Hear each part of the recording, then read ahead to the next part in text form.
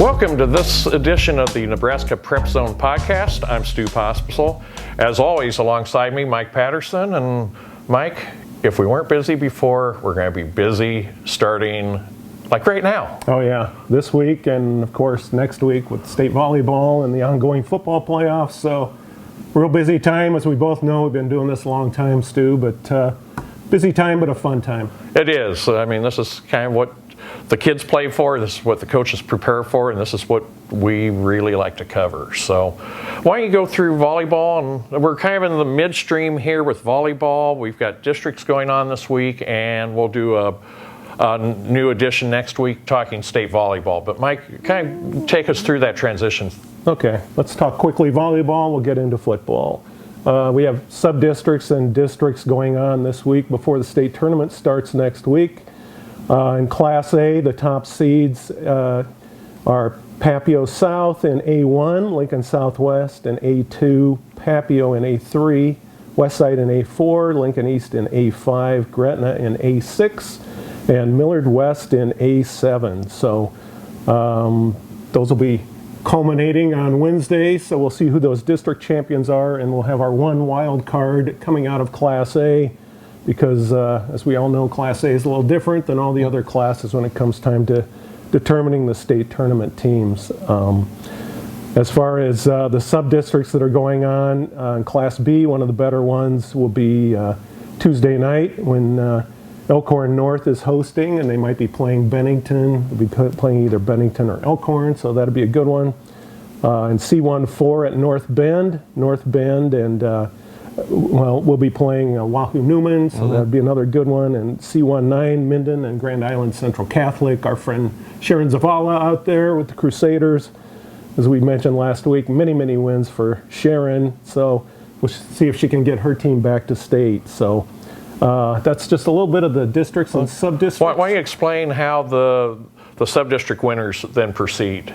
Think we have enough time for that? Yeah, I think we have enough time for that. Okay. Just real quick. Okay. The sub-district champions, which those will be going on Tuesday.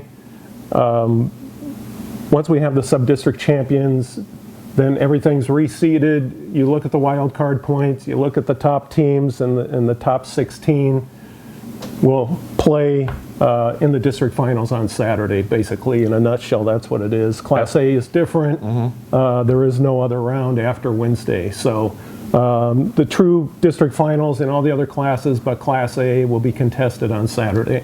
And those are winner take all. No wild cards are involved. Right. The only wild card is the one in Class A, and we'll see who takes that one down. So, who's the number 8 seed in Class A? Number 8, I believe, is Pius X. Okay. So, and Marion is right behind them. So those are the two teams that are kind of on the bubble, and we'll see if the top seeds in all those other districts survive. So sometimes odd things happen when you get to this point. So right. We don't really know exactly who's going to be in until after Wednesday. A little more even, it looks like. I'm in our annual contest or semi-annual contest. I'm hoping that the more parity this year might give me a chance to break this losing streak I have to you. See, I got that in right away. I didn't cover that up. You're hoping for that. I'm not. I'm certainly hoping for that, and I'm certainly hoping that we're going to have some great football playoffs. I've got my picks that will appear in the paper on Wednesday, but we'll give you a taste of these. We're going to start with Class B, though, first. We're going to save the main course for last. All right. Okay, I think our first round winners are going to be Bennington, Elkhorn North, Elkhorn, Waverly, Scottsbluff, Scott, Gross, and Seward. And then I look for Bennington to beat Elkhorn in the semis, Gross over Scottsbluff. And I've got Bennington extending its winning streak to 26 games and beating Gross in what I think could be a very good Class B final in Memorial Stadium. I think we mentioned Gross last week. Great season for the Cougars, and for them to make that final, if they do make that final, will be a great step forward for their program. Tom Van Hout, their coach, has done a really nice job. I believe this is Mike Dempsey's last season as athletic director there at Omaha Gross. Be a great way for him to go out if the Cougars could somehow come home with that Class B title, but as you said, perhaps standing in their way will be Bennington, and they've just kind of ruled the roost this year in Class B, so we'll see what happens. Well, Gross deserves to be commended because they're actually a C1 size school. They elected to stay up in Class B. They're the only school in the state that opted up rather than down, and those schools have their reasons, but Gross took the monster on full blast, or maybe not, because in C1 we've got a monster down there too. It's called Aurora. I thought it was Roncalli. Well, Roncalli's going to probably go to Aurora in the quarterfinal round. So in Class C1, my first round winners I predict will be Aurora, Roncalli, Ashland, Boone Central, McCook, Adams Central, Pearson, Lakeview. Semifinals, Aurora over Ashland, Pierce over McCook. In the final, I've got the Huskies that have been in the state B finals the past couple years, beating Pierce, which was in the C1 final last year. That could be a very good game. Carlos Collazo is a little banged up. Aurora's a very good runner. I would think that he will be ready for sure for Roncalli, and he just makes them a difference. And they've got such big lines. Correct me if I'm wrong, I think I covered that final in Class B a couple years ago when they're playing at home sites, and did Aurora get beat at Elkhorn? Yeah. Is that right? Early lead, Yes. and then Elkhorn came on. Yes. It happened to be Mark Wartman's last game. That's right. So He went out on top. It was a historic game, but Aurora still showed me something that night, and like you said, at the Class C1 level, kind of like Bennington and B, they do loom as the favorite. Each of them could be up a class if they want. They're that good. But again, the best team doesn't always prevail. Things happen. So C2, we got another team I think is in that status, Norfolk Catholic. They've rolled through the season. We're in the state final last year. I've got the first round winners on Friday night in Class C2 being Hastings St. Cecilia, Battle Creek, Malcolm, Hartington Cedar Catholic, Norfolk Catholic, Wahoo Newman, Ord, and Oakland Craig. Semifinal winners, I've got Malcolm over St. Cecilia. That'd be an undefeated matchup. Norfolk Catholic over Ord. That'd be a rematch that Norfolk Catholic won during the regular season. And then I've got Norfolk Catholic over Malcolm in the final, and it would win or lose in that game, that's Malcolm's best season ever. So the Clippers have had quite a fall campaign with success in softball, volleyball, and cross country before this. So we'll see how far the Clippers can sail. Right. Nice. Yeah, good season for Malcolm. You mentioned Norfolk Catholic too, also one of the top volleyball teams this season. So two really good athletic programs with those two schools, and like you said, we'll see how these playoffs pan out. You never really know. Maybe we'll get an upset or two in there. You're certainly hoping. So am I. In 8-man 1, this round is the second round. They played regionally in the first round, then they reseed in 8-man 1 and 8-man 2. So it's a statewide bracket now, so you've got some more travel involved, but a much fairer system. There's a proposal to extend that to the first round as well. But the winners on Friday night, I expect Elmwood Murdoch, North Platte St. Patrick's, Neely Oakdale, Riverside, Stanton, Thayer Central, Laurel Concord Coleridge, and Clarkson Lee. In the semifinals, I see Neely over Elmwood Murdoch and Stanton over Laurel, with all Northeast Nebraska final of Neely Oakdale beating Stanton.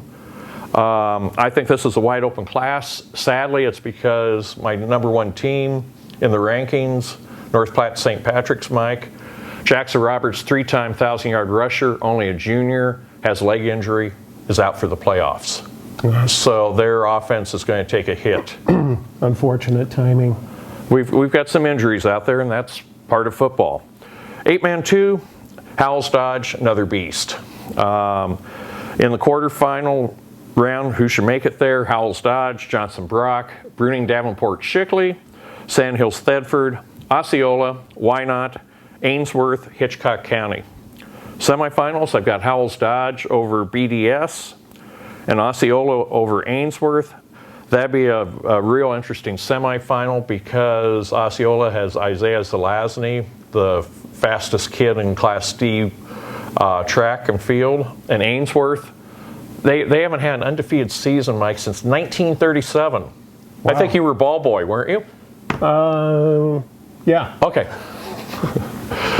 37? 37. It might be out of your range. Anyway, Carter Nelson, Power 5 offers galore coming his way. That'd be a great matchup there if it happens. And then Howells Dodge over Osceola is my pick in the final.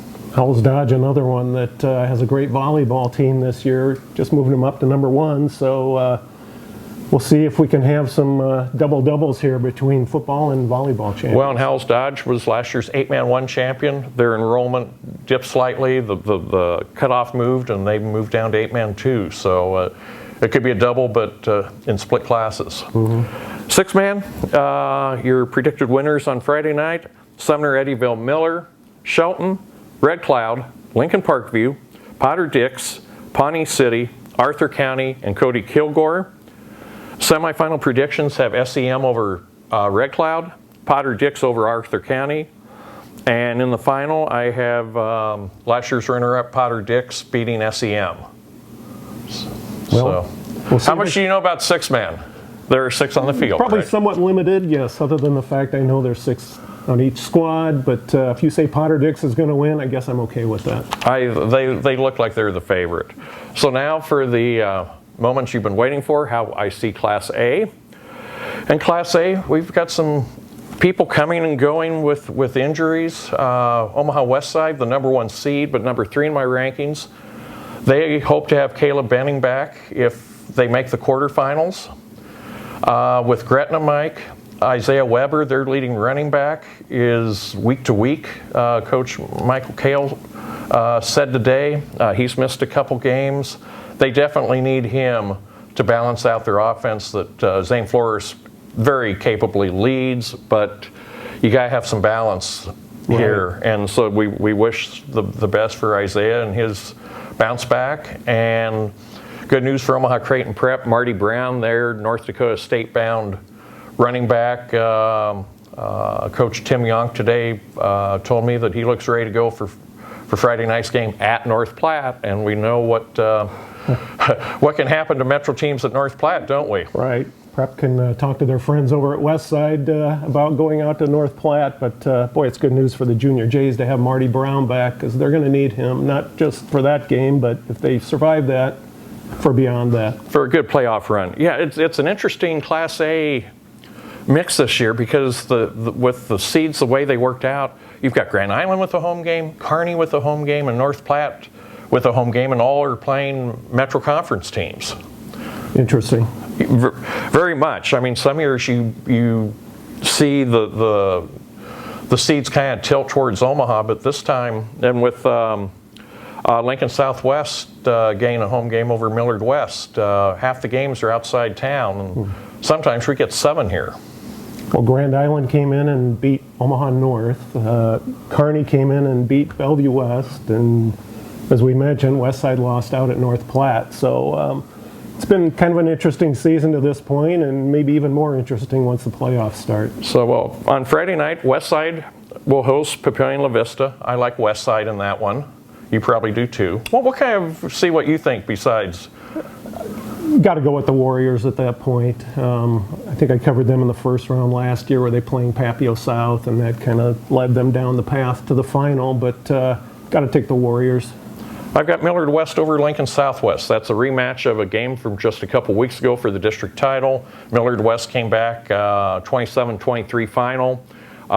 Jackson Williams and Brody Peterson hooked up a bunch of times for about 189 yards and 3 touchdowns. Can they do it again?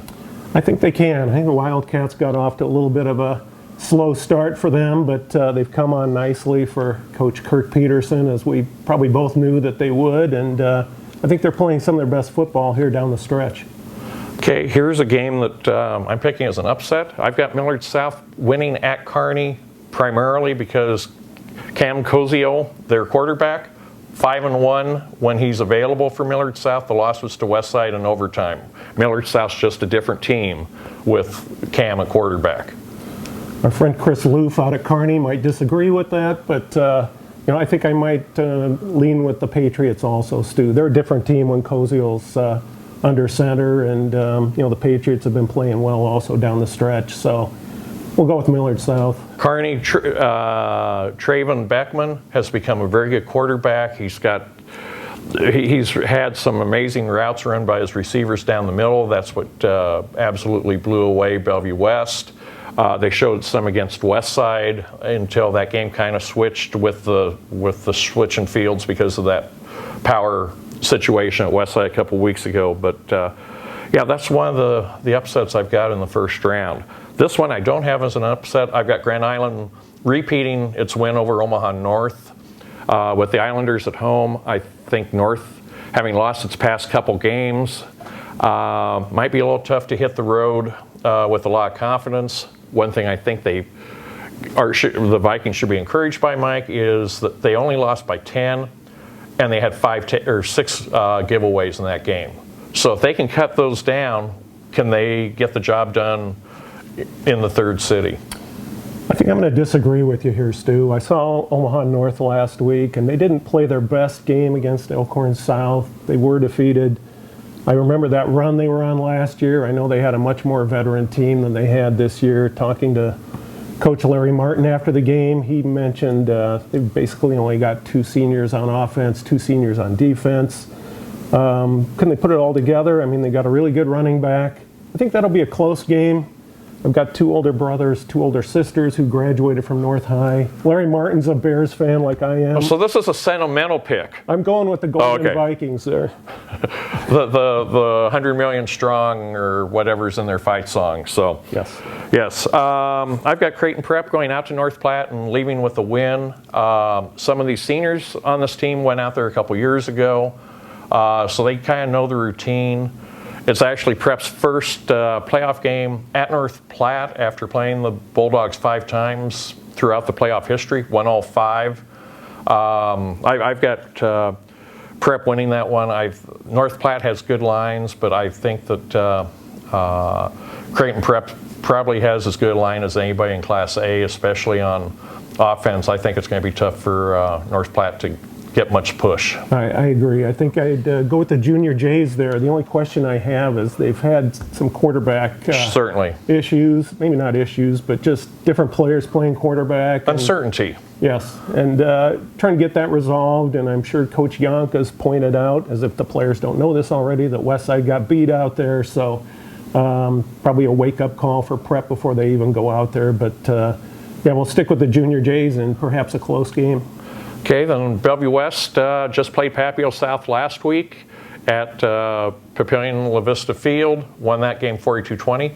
They get to do it all again this week at Bellevue West. You're going to see that game. I've got Bellevue West. I think that they're going to make some type of a playoff push. I agree. The T-Birds playing at home are especially tough, but they've had a little bit of an up and down season this year, and I'm sure Coach Huffman's a little concerned that they just did play Papio South, and that's a little bit of a mental thing, but yeah, I'm with you. I'm going to stick with Bellevue West. And then Gretna over Lincoln Southeast. Southeast has had a couple tough, close losses. Max Butenbach, very good running back for them. Again, Isaiah Weber, his presence certainly strengthens Gretna's offense. I still think Gretna can get past the Knights in this one. I think that was another game I saw last year. The Knights, I think, were playing at Burke first round and played a good game but got beat. But the Knights are good, but like I said, I just saw Elkhorn South last week. They looked really good and just solid in all phases. And I'm going to go with. I didn't. I saw Elkhorn South. You saw Elkhorn South last week, but that's what one game I overlooked in this recital is Elkhorn South over Lincoln East. You can have Lincoln or Elkhorn South. I've got Elkhorn South 2. Lincoln East, Malachi Coleman just became Husker in the fold for recruiting. I haven't seen him all year. I'm really eager to see what he can do. They've got a good quarterback. If Elkhorn South has a weakness, it might be in its secondary, but they got good lines, and they've got Cole Ballard at running back. You talk about a guy who gets a lot of yards out of his limited mileage. He only has about 100 carries this year, and he's a 1,000-yard rusher. So his legs are fresh. He's gotten great mileage out of it. And Carson Rauner at quarterback, I think, has made the Storm offense, wouldn't you say? That was kind of a tale of two halves last week when they were playing North High, because Rauner accounted for most of the TDs in the first half, and the running back had 2 long runs early in the second half, and that broke the game open. So I'd have to stay with Elkhorn South there. Getting back to the other game, I got to go with Zane Flores and Gretna to advance in the first round. I do too. And then my semifinal picks, I've got Westside over Millard South. That'd be a rematch of the game that Westside won in overtime, scored the last 10 points in that one. Elkhorn South over Bellevue West could be a very interesting matchup. Yes. I'm sorry. Let's back up. Quarterfinals, we got Westside over Millard West, Millard South over Grand Island, and then Elkhorn South over Prep, Bellevue West over Gretna. Bellevue West Gretna is the one that probably, as the first game was, Bellevue West had this huge lead. Were you there? Yes. Yeah. Oh, that was my COVID game. That was a game where I was watching that comeback unfold, and you're kind of rubbing your eyes like, is this really happening? Because Bellevue West was ahead 37-14 with 6 minutes left, and they got beat in regulation. So I'm sure we're probably getting ahead of ourselves a little bit, but if it comes to that, I'm sure Bellevue West will be remembering that game very well. And Gretna, just a great comeback that night. Right, and again, I think it depends on Weber's availability in that one. So anyway, to the semifinals, Westside over Millard South. Millard South might be this year's Omaha North, coming from a low seed, not number 16, but low enough, double digit. And then Elkhorn South over Bellevue West. You've got a lot of talent on that field. I think Elkhorn South's line is the difference in that one, both offense and defense. Yeah, I'd agree. They've just unbeaten to this point and have really been solid, and I think they're kind of on a mission this year, so we'll see what happens. And then I've got Elkhorn South winning the whole shebang over Westside. Be a return to Memorial Stadium for Westside. They certainly will know the experience, and they've been driven by last year's 7-3 loss to Gretna, but again, I think it's the lines that are going to make the difference in this one, and I really like Elkhorn South. Interesting if it gets to that point, because as you said, I think Westside is another team that's kind of on a mission. So we'll see what happens. But and Westside beat Elkhorn South 2 years ago at Westside for the state title when we were playing at home site. So this will be 2 finals in 3 years for these 2 teams, if it so happens. I'm sure Westside Athletic Director Tom Kirkman will like to chat with you about that final pick. Well, he'll be happy to be in that final pick, to be honest. Of course, a lot of times they say, hey, don't pick us, so then we can be a little under the radar, and it's just a little added incentive, like these teams need any added incentive, but I've run into that before, and I'm sure you have too. They need a football on the shoulder like a chip? Yeah. I'm sure you've run into that too, where if you didn't pick a certain team to win it, boy, they're going to come back at you when it's all over and kind of... in your face? Oh, yeah. Let you know it. So that's what we do. Hey, it's for fun, and, let's just say I've got an 82% winning percentage this year on picking games. So anytime I can go over 80%, and that's been pretty steady through the years. I'll take that. Yeah. I think I'm at 84%. So, Mike, why don't you give us one rundown of the top number 1 teams in your rankings, and I'll do the same, and We'll call it good for this week. All right. Our number 1 overall team is Papio South, also number 1 in Class A, recent winner of the Metro Conference Tournament. Class B, Elkhorn North holds the number 1 spot. C1, Grand Island Central Catholic. C2, still undefeated, Lincoln Lutheran, who is holding at number 6 in our overall top 10. Class D1 Cambridge, and Class D2 Howells Dodge slipped ahead of Shelton into that number 1 spot. So those are our number ones until we rate again in volleyball. Okay, I will rate again after this round of games on Friday, and then not again until after the state finals. But 6 of my 7 teams are still number 1 from the preseason. Class A is the one switch where Westside had dropped down. Gretna's number 1 overall and in Class A. And then it's Bennington in B, Aurora in C1, Norfolk Catholic in C2, North Platte St. Pat's in 8-man 1, Howells Dodge in 8-man 2, and Potter Dix in 6-man. So got a couple of those not winning state titles. We'll have to see. We'll have to see how cloudy the crystal ball is. The fact that those teams are still number 1 and from the preseason, that might not bode well for me in our annual battle to see who picks the most winners, because there are obviously going to be some favorites on that football side. So we shall see what happens. And you shall see as well. We hope you get out to games, be it in volleyball, and the state tourney starts next Wednesday, November 2nd at Pinnacle Bank Arena for all matches. And state football playoffs are Friday night across the state. We'll be back next week with another edition of the Nebraska Prep Zone podcast. Thanks for watching and listening.